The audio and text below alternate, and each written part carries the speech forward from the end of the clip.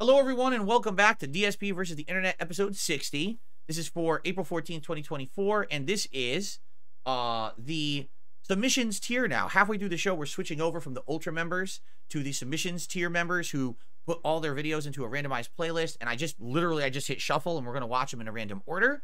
I'm curious what we have this week. I just want to say thank you to those who are here and also watching on demand. And remember, the best way to support the channel is to become a member yourself, because then you can be one of the people to submit videos for next week's show. Let's see where the show goes. So, the top 10 worst animal skeletons. I don't think I ever thought I would watch that countdown, but it got 15 million views, so a lot of people have. Let's see what it's all about here. Sponsored by Skillshare. Sam O'Nella Academy. How clever. How clever. Hey kids, as we all know, the evolution of species is an incredible process, driven by little more than the random chance that certain mutations may happen to provide a practical advantage in a creature's environment. And as a result, there's a lot of things out there that look super dumb once you strip back a few layers. Here's the top 10 worst animal skeletons of all time. So first and foremost, I'd like to settle a little debate I've been seeing floating around the past few weeks. Yes, penguins do, in fact, have knees, but in order to hide full-grown legs into one plump cylinder, you gotta have a little skeletal trickery on your side. You guys ever do wall sits in gym class or elsewhere? One of the most torturous exercises out there. I now feel even worse for penguins, because not only did they have to deal with living in a frigid black and white hellscape, the most hostile environment known to man second only to the vacuum of space, all the while constantly pursued by ravenous, bloodthirsty sea dogs, but they're also secretly doing wall sits their entire life. Wow. Quick side They're note, in Mandarin, the word for penguin consists of the characters for business goose, which is fucking hilarious. Like one day a goose put on a suit and said, "Today it is time to make a name for myself, honk." This next guy is known as Parsons chameleon, found in the more remote regions of Madagascar. Notice the fleshy protuberances around its nose area. Turns out, not fleshy, not even remotely fleshy, not even one flesh. Instead, it just has a skull forever frozen in time in the middle of exploding, like it sneezed right in the middle of God, shaping it out of clay, and he was just like, whatever, it's a feature now. So for that, this rough-headed reptilian gets number 9. Normally I would have ranked it higher, but that's a dope tale, so he gets some pity points. Next is the pufferfish. So for most— Listen, I enjoyed the video, but I wish he would actually scientifically explain why it's like that. Like, what purpose does that serve? Does it actually do something with those protrusions from its head? Why does the penguin hunch over like that? Does it help it? Hurt it? Like, why? I would think the reason the penguin's like that is because it dives in the water, and so having legs like that allow it to dive in the right angle and right speed. And if it wasn't, it would be harder for it to do it, so it just evolved that way. Maybe that chameleon needs to have those bones to fend off, and people who are trying to eat it, shoves its head into it, and then they bite the bone or something, right? It could be, but he's not really covering it that way. He's just kind of making jokes. So, all right. Most of my life, I've pictured pufferfish as just not having any bones. I know it doesn't really make sense, but neither does them turning into a balloon like a goddamn cartoon. Turns out, in their normal state, they actually look like this, and when they inflate, Has my mic reset again? Either the video is too loud or I'm quiet. I'll check. I have not touched my settings. My microphone says it's on 4 and the video is still on 2. So you want to know what it is? The guy's volume is super loud compared to other videos we watched today. And again, this is a ongoing problem on this show, is everyone's volume levels are different for some reason. So one video is way loud, one video is way low, and all I can do is adjust on the fly.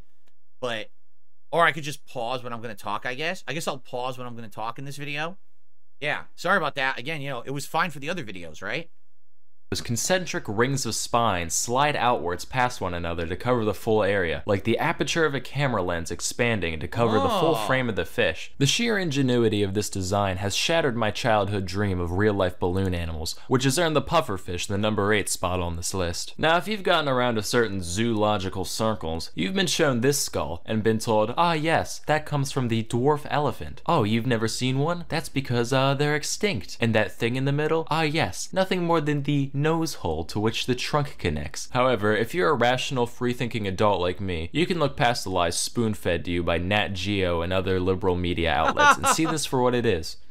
a cyclops. Next is the orca, otherwise known as the killer whale, the panda torpedo, or the SeaWorld slave. Its skeleton is fairly normal at first glance, but check out this little thing under here. That little bony blip is actually all that remains of the legs and pelvis of the orca from when it evolved from land mammals. Personally, I think that's highly disrespectful to their ancestors. Like, they could have taken the seal route and used those legs for good in the water, but instead these sea cowards said, no thanks, we're gonna undo all that evolution and just be bigger, smarter, warmer fish again. But hey, we'll keep this little piece of nothing just to remember you guys by. Truthfully, I could have chosen almost any cetacean to pick on for this, but the orca's face also reminds me of SCP-682, which is the most OP overrated shit out there, so he gets the number 6 spot. Moving on, now SCP, isn't that supposed to be like paranormal or something, or like alien protocol or something like that? I don't know.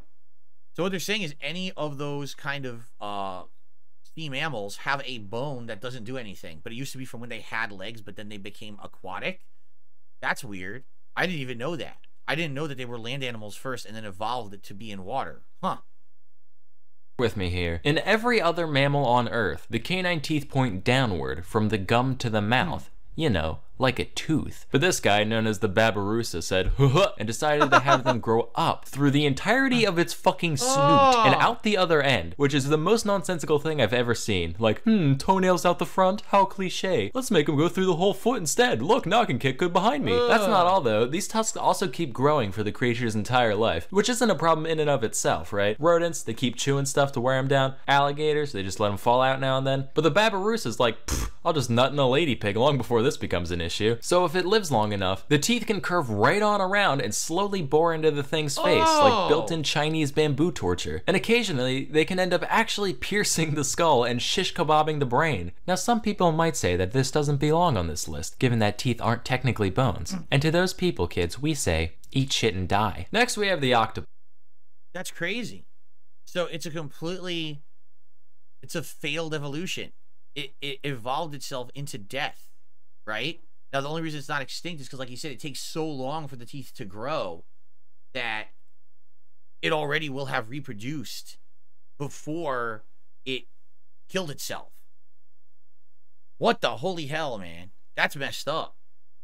The octopus skeleton is so bad that it doesn't even exist. Sure, they got this little thing in the middle, but that doesn't count, that's just chitin. And yeah, they can get in a jar or whatever, but at what cost? At the animal picnics, the crowd shouts, "Bleh, shun the spineless freak." Wow. And at the animal wheelbarrow races, with nothing to grab hold of, the cephalopod holds a solitary vigil at the starting line, and lo, the octopus wins naught but a participant medal at the Grand Prix, and the number 4 spot on this list. Wow. Moving on, here's the skeleton of a fruit bat. Now, not a big deal to us regular folk, but imagine if humans had no context of bats and they dug this thing up. Like, class, archaeologists have recently found these fossilized remains, and using modern technology, we can see exactly what it would have looked like back when it was alive. This abominable creature is known only to scientists as Finger Boy, and is theorized to have fed upon fruit, insects, and the dreams of orphans, which it would siphon out from the ears of the errant little— That's funny. Yeah, imagine if we didn't know that it was actually like, it looks like a rodent, and it has wings. Like, you'd be like, what the fuck is that? That thing just walked around and looked like that? waifs whilst they slumbered. By the way, if you Google image bat skeleton, like, more than half of them have the ears built in. Just like, I feel the extraordinarily bat-like wings and figure of our decoration are much too subtle for our consumers. Better slap these on. At number 2, we have the anteater. From its oboe-like skull to its gorilla fist and hands, one can only wonder who let this creature exist. Fun fact, if you take the anteater's skull and blow into its nose, it plays a beautiful song recounting the animal's entire life, and then security escorts you out of the museum. Looking at this, I can only pose the question asked for generations long before my own. That being, why the long face? Before we get to the number 1 spot, here's a few honorable mentions. The wolf eel. The ostrich. This human-cat hybrid I found on a tabloid site. And of course, the mermaid. So at our number 1 spot, we have this creature. That's supposed to be a mirror. I know most of you can't see yourself in it on account of your filthy Dorito-smeared screens, so just take my word for it. So what's wrong with humans, you ask? Well, a lot of things, but for now, let's stick to the skeleton. First off, these bones right here, these are known as the metatarsals. All part of the foot, right? No, that's a bunch of primate propaganda. In most other groups of land mammals, what we'd consider our ankles is actually the quote-unquote knee of the animal. Thanks a lot, walking upright. Also, it's estimated that around 80% of people will experience chronic back pain at some point in their life. Thanks a lot, walking upright. Lastly, probably something you've heard about at some point, our skull to pelvis ratio. For most animals, giving birth, not a big deal. Small heads, wide hips, mazel tov. But check out the big brain on Brett. Throws a real monkey wrench in the works there. For a while it led to some problems till those extra brains figured out how to work around it, so I guess you win this round, humans, but that doesn't stop you from also winning the #1 spot on the worst skeletons of all time. It's funny, we're the worst skeletons of all time. It is true. Like, we're not supposed to walk upright at all. We're supposed to be just like any other, you know, the apes and stuff. We're supposed to be hunched over for most of the time. But we evolved to walk up, and now it's screwed up certain things, which is why people will always have back pain and things like that. It's true. It was an interesting video. It was a humorous take. I wish he went more into the scientific reasons for why the skeletons were kind of weird. Like, again, would have loved to hear why that chameleon has these two big bones on its head. Okay, next video. Hi, I'm Ross. He looks familiar. Did we watch this guy already? I feel like we did. And I enjoy video games, or a lot of them. I also enjoy owning things. You know, like things in my hand or my immediate vicinity that I use frequently. When I walk down the street, I like how people don't usually run up to me and try to take the clothes off my back, because it's generally understood by society that those are mine and belong to me. But see, just by me saying those things, we already have a problem. Yeah, you can probably see where this is going. The video game industry has a lot of problems. Like, a lot of problems. That is a cool looking planet behind him. I don't know where he got that. It's like some kind of like stock footage you could use in your videos. But look, you see like the weather is moving around on it and everything. It's pretty good background. I think regulators have no idea, actually. But there's one problem in particular I've been hating for decades, and it's getting worse and worse. And that is destroying video games so that no one can ever play them again. And I don't mean your brother sticking a disc in the microwave so that your copy is destroyed. I mean everyone's. There's a really specific way this happens. Just as a quick refresher, for most of gaming history, this hasn't been much of an issue. Most games contain the code that interfaces with the hardware and run the game, and that's the whole story. Now for online multiplayer games, it's a little different, where a lot of the older ones will let players host the server that runs the game, then other people would connect to it, or sometimes give you the software to make that server a standalone thing and connect to that. But over time, more and more companies decided, hey, instead of letting the player host the game, what if we did it instead? Well, there are pros and cons to that, but that can be a valid approach. In theory. But here's the problem. The games industry has a horrible track record of maintaining its own games. There was a large study conducted last year that showed only 13% of published video games are still available by the publisher commercially. Wow. So what happens when the publisher takes over the responsibility of running the game? Well, it's usually pretty good while they support the game. Then when they stop, it's a complete nightmare and has been responsible for destroying more video games than any other practice. That's a big shift. Because the industry is trying to get users to go from a model where they get to keep their game, regardless of when support ends, to one where the game dies forever. I'm not a fan. For companies that do this, the number of games that survive in any form, forget being available commercially, is a lot worse than 13%. Yeah, I mean, imagine if a game like Fortnite, which is an insanely huge cash cow, culturally relevant, viral game, if all of a sudden Epic Games just decided, yeah, we're just not going to support it anymore. We're making Fortnite 2. So Fortnite 2 comes out, and that's the new one. But they just, forget it. No more Fortnite. You can't play it in any capacity because it was all on their servers, and they just turned them off. So you can't play the game at all. It's just done. No posterity, like no way to preserve that original game experience or anything like it. All you'll have the videos of people playing it all over the internet, but you'd never actually be able to play it yourself. I mean, that's just a modern example, but there's a lot of games from back in the day, like the 2000s, that were online-only games that now are just dead forever. And people are trying to find ways to play and emulate them. One of the examples of that was Star Wars Battlefront 1 and 2, where they were insanely cool games in the 2000s, and then the support ended, and these fan-based communities tried to keep those games relevant by supporting them and allowing them to keep being played online. And then now today, oh, we're going to make modern remakes, and they do it, and the collection's a piece of shit, right? So, wow. There you go. Under Attack says, here's a perfect example. Under Overwatch 2. Overwatch 2 replaced Overwatch 1. Can you play original Overwatch 1 anymore? It's gone. Doesn't exist. Wow. I did an informal investigation on it a few years ago and found it was closer to 3%. I think that number may have gotten even lower since I did that. From my perspective, this has felt like a slow-moving coup to take away ownership from more and more people over time. So video game publishers are making billions selling you a game as a good, not telling you how long it will last, purposefully killing it later so you're left with nothing, but then they get to keep your money. Now don't confuse this with rentals. Rentals are sold as a service and tell you exactly how long they last. A customer who rents something is informed. Video game publishers don't want that because they know if they put on the box exactly how long the game will last, then that will hurt sales a lot. So it's important to withhold that information from the customer because customers are used to video games lasting forever, more or less. See, I agree and disagree. I agree that there should be disclosure. At the same time, do you think that the maker of Lawbreakers knew the game was going to flop huge and not be supported after a year because it made no money? No, the maker of Lawbreakers, I forget who he was. Wasn't he the guy who made Gears of War and stuff? I'm sure he wanted the game to be huge. He wanted the game to be popular. He wanted it to blow up, and it failed. So today the game would have still been playable if it had been popular. It just wasn't, correct? So, like, I understand what he's saying. The real question is, how many games out there that would still have a fan base were shut down prematurely? That's the question. Like, Lawbreakers doesn't exist today because no one liked it. So it's not a big deal, right? But a game, like I was just saying, the Star Wars Battlefront series, original Overwatch, correct? Maybe those would still exist today if the new ones hadn't taken over or they had been shut down, right? So the question is, why is this happening and how do we stop it?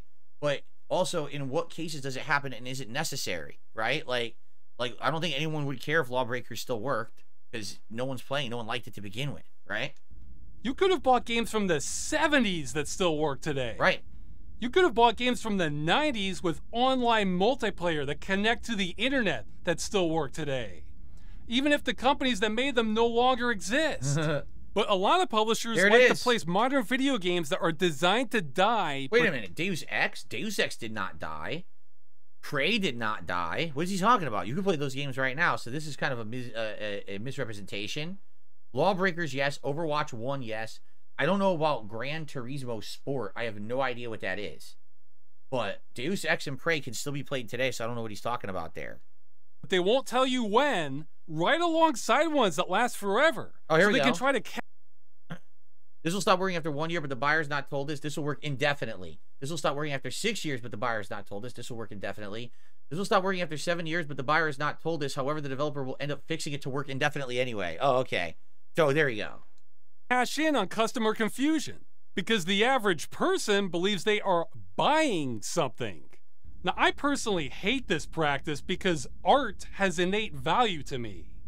And while it's debatable if video games are art, they undeniably contain art. So seeing games destroyed to me is the same as if someone were to walk into an art museum and start torching the paintings.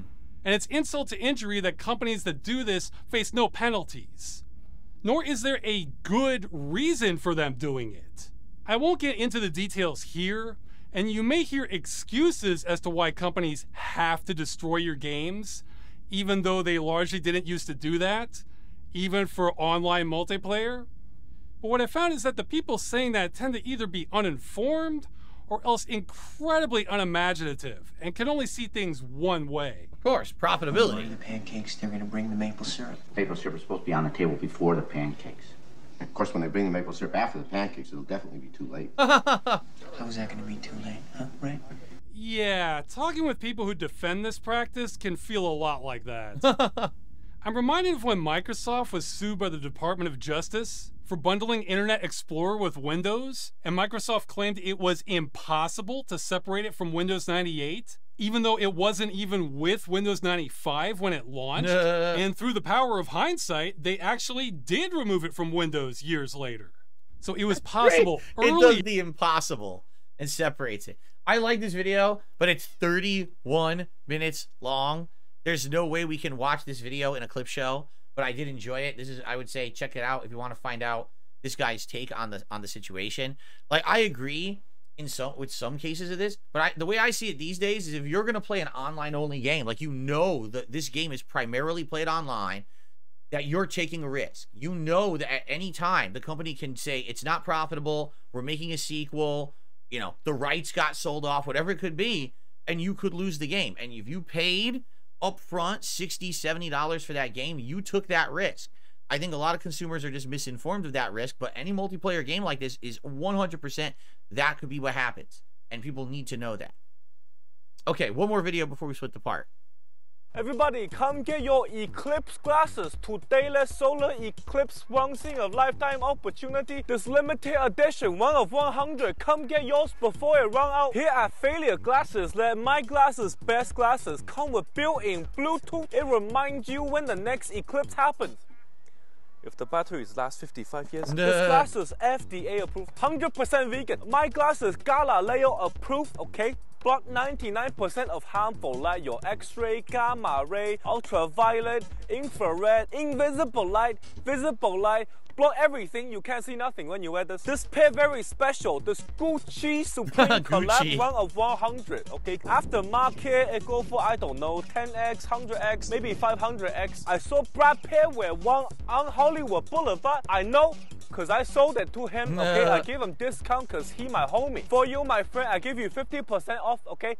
Buy one, get one. My glasses, totally environmentally friendly, totally recyclable. In fact, I recycled it out of Amazon Prime box. For you popular kids there, you like K-pop, just like Jungkook, these glasses just like in 3D, okay? Legs sold separately though. For you, my friend, I do buy one, get 2 deal. You see these glasses there, also double as camera filter lens. This very cinematic filmmaking technique. You can now take picture of your song. In fact, I think they use my lenses when they shot Doom. For you, my friends, today I give special deal. Buy one, get one. That's how sales work. Come back tomorrow. Only today you get combo deal. Not only do you get Eclipse glasses, you get Eclipse sunscreen. Instead of blocking sunlight, it blocks moonlight. Instead of tanning, you get lighter. This Ray-Ban, some of you have 20/20 vision. This has 20/24 vision. You can even see the future. My glasses block harder than a 7-foot basketball player. You can pay full price today, or we also have finance plans. It's 2 cents a month for 45 years. Anybody what? No, nobody want to, but I'll give you combo deal. It also comes with Eclipse earmuffs, okay? Protect you from your nagging wife so you can watch it in peace. Wow. Nobody. Okay. Everybody, sorry, we out of capacity, okay? If you want one, go down the street 3 blocks down. That's where the waiting line starts. Oh, what? You're Beyonce's assistant and you want one? Oh, no problem. I do you solid. Only $5,000 for you. You can all join the wait list. It's 3 years Everybody long. Get your glasses here. Special Eclipse glasses for this morning. Make sure you don't miss the eclipse. Is he off-branding me? Wait, so how much do glasses cost? I have no idea. I didn't do the math. Megan, if you want to do the math, hey, 2 cents a month? For 45 years, though. 12% annual interest. We'll let Megan do it. I mean, it's a timely skit. That's why I probably got good views. Let's see how many views it got. 526,000 views in only 5 days. So it's a timely skit. Was it particularly funny? I've seen some stuff this guy has done that's more funny than that. But it was a good timed vid for when it was. That everyone was all hot on the Eclipse earlier this week. And now no one really cares about the Eclipse because we're not having another one for a bajillion years. All right. Good stuff. Thank you all for watching. DSP versus the Internet. We still have an hour left, and that's going to be all of the submission tier clips. We'll see how many we get through, but thank you all for watching. I will see you in the next part.